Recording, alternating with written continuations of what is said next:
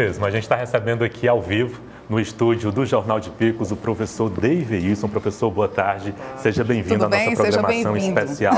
O professor que vai falar um pouquinho com a gente hoje sobre essa história de Picos. Quando a gente fala de Picos, professor, muita gente mora aqui, até mesmo picoenses que são da cidade, desconhecem a história, de onde Picos surgiu, até mesmo o nome de Picos. E claro, para abrir toda essa programação especial de hoje, contando para você, telespectador, audiência da TV Cidade Verde Picos, além de muita festa, a nossa programação também tem história. Professor, boa tarde mais uma vez, seja bem-vindo ao nosso programa. Olá, é um prazer participar e é um prazer falar também da história da nossa cidade. Eu que sou picoense mesmo, de fato, diferente de vocês que vieram, nasci, me criei e finquei todas as minhas raízes aqui na cidade de Picos.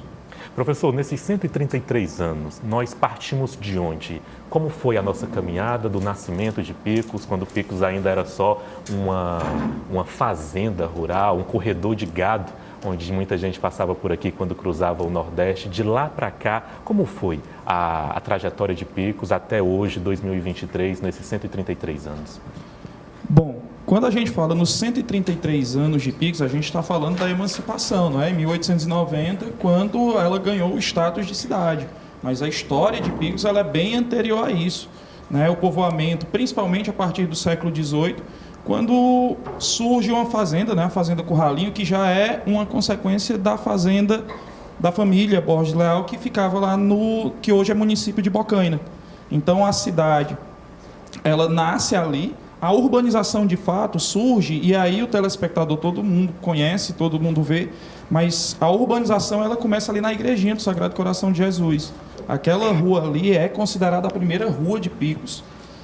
E aí Picos vai crescendo ao longo do tempo, porque é uma região de vale, num sertão nordestino, que é muito seco. Então, Picos, por ser uma região de vale, serviu como ponto de passagem de muita gente.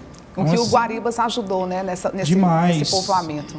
Demais. Por quê? Quando você vai criar animais, por exemplo, num lugar seco, você precisa de água. Quanto mais água, melhor. O viajante, tanto que Picos também se notabiliza por ser uma cidade muito acolhedora, que acolhe muito bem quem vem de fora, por exemplo. E nós temos muitos exemplos de sucesso profissional, no campo político, de pessoas que vieram de fora e fincaram suas raízes aqui em Picos. E o comércio foi na década de 70, professor? O comércio ele veio ficar ainda mais fortalecido nessa época que vieram comerciantes também de fora. Pois é, a cidade de Picos, ela sempre foi vocacionada para o comércio, Tanto que o mercado público municipal, quando foi construído na década de 20, havia quem acreditasse que aqueles boxes nunca seriam ocupados por inteiro porque achavam grande demais. Só que aí a cidade foi crescendo de tal forma que o mercado ficou pequeno, a feira teve que se espalhar pela rua. E nos anos 70, o que a gente teve foi dois grandes acontecimentos que impulsionaram ainda mais o crescimento da cidade, que foi a construção da rodovia Transamazônica. Isso é uma coisa muito interessante, porque Picos é o quilômetro 1 da Transamazônica. Ela começa, de fato, depois da união das rodovias aqui em Picos, e o projeto é que ela siga até a cidade de Cruzeiro do Sul, no Acre. Mas começou aqui pela vinda do terceiro BEC para cá, Justamente. O BEC veio para Picos justamente para poder começar a obra, para fazer a rodovia.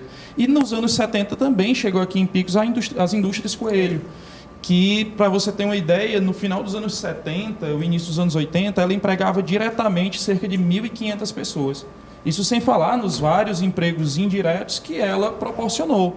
E a cidade se torna um polo,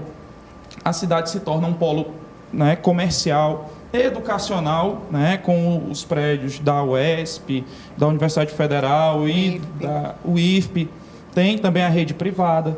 Então, a cidade como um todo, ela cresceu bastante, cresceu muito, vocacionada pelo comércio. E vem aumentando a população também, Sim, pelo último censo nós temos aí mais de 80 mil habitantes em Picos. Só que se você for analisar, a população flutuante de Picos é muito maior do que isso, porque todos os dias, gente de dezenas e dezenas de municípios ao redor de várias regiões, inclusive Ceará e Pernambuco, vem a Picos porque é um polo comercial. Médico também, aqui Picos tem muitas clínicas, com várias especialidades. Então, muita gente vem buscar tratamento, vem buscar ganhar a vida também na cidade de Picos.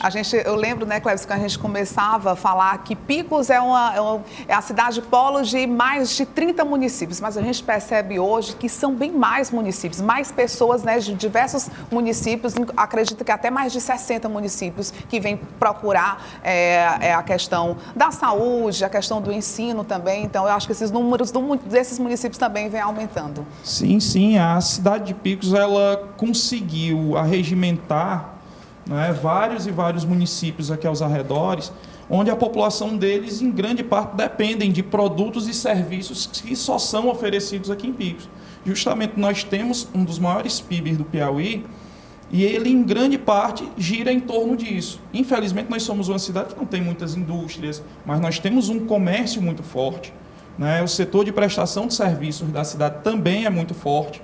Então, 60% do PIB, né? Isso. Graças a isso, por exemplo, Picos acaba sendo uma cidade de referência, um polo. Você andar pelo centro da cidade, por exemplo, no período da manhã, dependendo do período do mês, você vê que você vai encontrar gente de todos os lugares. Você andar pela feira de Picos aos sábados, por exemplo, você vê que, além de ser um centro econômico, a feira, um lugar de trocas comerciais, também é de trocas culturais. Porque Picos recebe gente de várias partes que vem contar suas experiências, né, mostrar como é a sua vida, e o picoense acaba tendo muito contato com esse povo.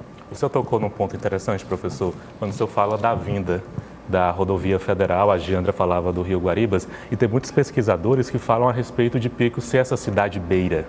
Na beira de várias BRs, é o segundo maior entroncamento rodoviário do Nordeste, e à beira de um rio também, porque muito da economia, desse desenvolvimento de Picos no passado, veio também através das produções, principalmente de alho, às margens do rio Guaribas. E, de fato, Picos é essa cidade beira, seja à beira de uma BR, seja também à beira do rio Guaribas, onde veio também todo esse desenvolvimento também que chega junto através desses espaços. Sim, sim. Inclusive, gosta muito de utilizar esse termo município beira, é o historiador, dono da página Picos das Antigas no Instagram, que é o Igor Menezes, que faz um trabalho muito bonito de resgate da nossa história, de falar sobre curiosidades, sobre acontecimentos. E Picos, justamente, é o segundo maior entroncamento rodoviário aqui do Nordeste, só fica atrás do de Feira de Santana. Então, você estando em várias partes do Nordeste para ir de um lugar para o outro, inevitavelmente você vai passar por Picos, porque é o caminho mais viável.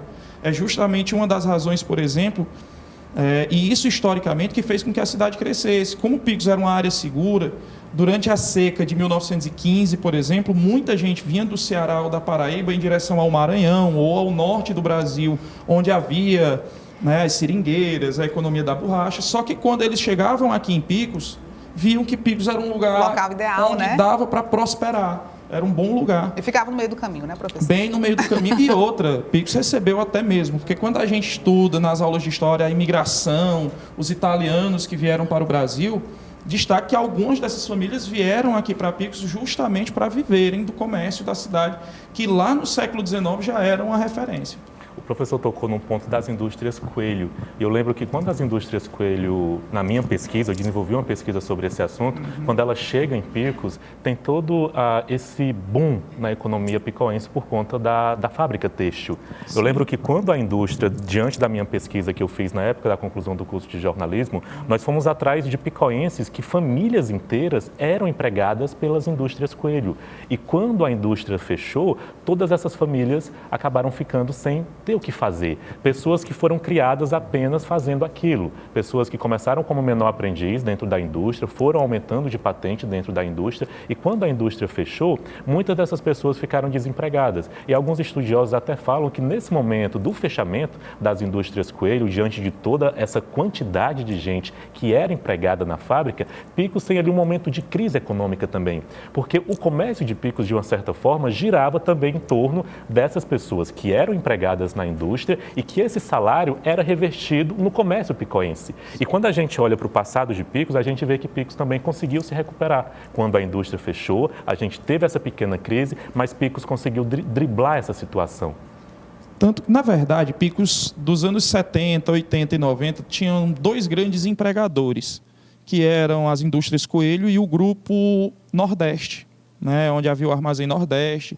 E se você anda, por exemplo, pelo comércio picoense, pelo próprio comércio, os pequenos comerciantes, grande parte deles, se você for procurar pela história deles, grande parte deles ou trabalhou nas indústrias Coelho ou no Grupo Nordeste. Foram grandes formadores, digamos assim.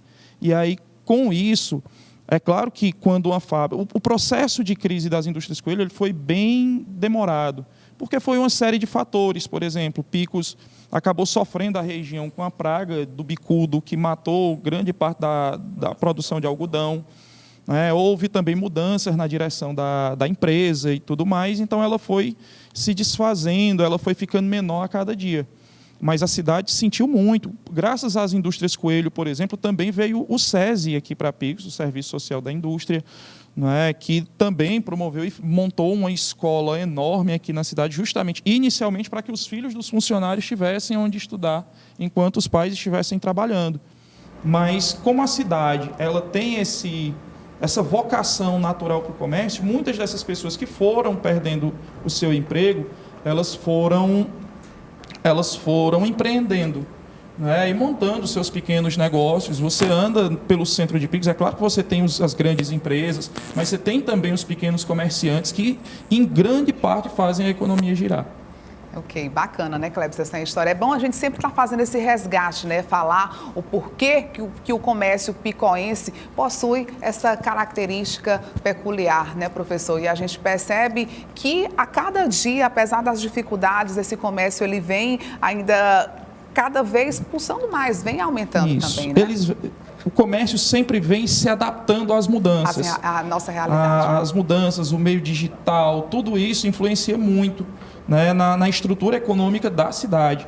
Então, a cidade, tem essa característica muito interessante de poder e de conseguir se adaptar ao longo do tempo. Ok, então a gente agradece a participação do professor Clébison pelos esclarecimentos dele aqui no nosso programa especial. Professor, eu queria agradecer a participação do senhor, porque a gente sabe que toda a discussão, a temática que a gente vai trabalhar hoje no programa, ela parte também dessa narrativa, de onde nós partimos e para onde nós vamos atrás dessas histórias de amor e trabalho. Com certeza, muita gente que está acompanhando o programa passou a conhecer também essa parte da história de Picos. E nós, claro, queremos agradecer a participação do senhor em pleno feriado, sair de casa, o professor que tem a sua carga horária, a gente sabe que o professor trabalha muito e esses feriados são muito bem-vindos para descansar, mas hoje ele aceitou o nosso convite de compartilhar um pouco desse conhecimento. E só fazendo uma ressalva, ele falou no Igor Menezes, um historiador que sempre também está presente nessas nossas programações especiais, e ele mandou uma mensagem, ele está assistindo. Um abraço aí, viu, professor, que está acompanhando aí, seu colega também aqui vai fazer parte também aqui do nosso hall de profissionais que ajudam a gente a contar a história de Picos para os picoenses. Eu que agradeço pelo convite e, como eu disse lá no início, é sempre uma honra poder falar sobre a nossa história, poder transmitir esse conhecimento para que a população picoense possa perceber que, como você disse, a gente tem um ponto de partida, mas a gente sabe onde a gente quer chegar.